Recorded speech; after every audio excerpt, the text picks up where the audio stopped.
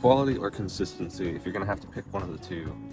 Generally, it seems like you should pick quality first, but it really depends. I would say consistency might be the more important of the two. If you build something that's somewhat decent but doesn't work great, you can reiterate. You can build a better version next time.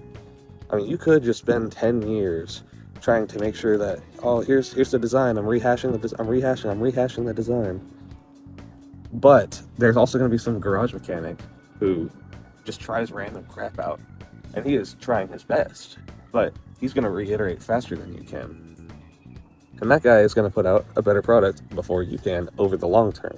The hierarchy of importance is momentum first, consistency, then quality.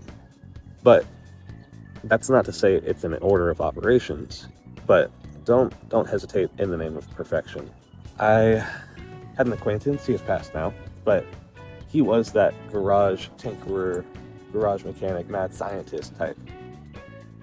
We ended up on projects with a large name that you would recognize, and this dude spent, 5-6 years straight doing stuff.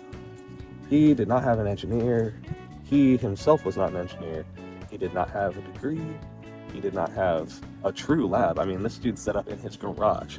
He owned a quadplex, rented the other 3 rooms out, and lived in one of them, and just full-time science. And I'm telling you, this man only made I think $2,500 a month, but he got all of his other expenses wrapped together, so he lived free, and he had an extra $800 a month to reinvest into his experiments, his projects, his passion, which that's living pretty cheap. But he was full in.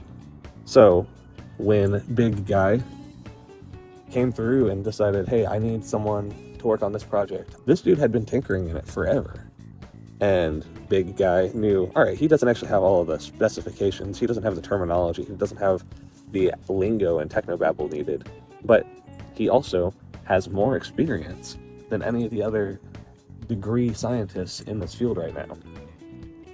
So he got some degree scientists and him, and we all basically had powwows and went forwards.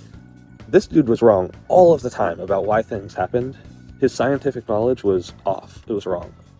But he was brilliant on the empirical side because he had so much experience just doing shit wrong. He had so much experience that he had gleaned from all of the other efforts, and they were all his best efforts. They just weren't the best product when you're comparing it to, some 7-figure perfection in your eyes. They built this thing. It's something Big Guy had been working on for years. And it only took a little over a year for my friend here to translate their experience and their empirical knowledge into something usable for scientists and their scientific knowledge. And again, it's not because he waited to build his motor and be right about everything. He took the action to just get out there and make all of his shit. This dude's living room was full of failed experiments that he was stoked about.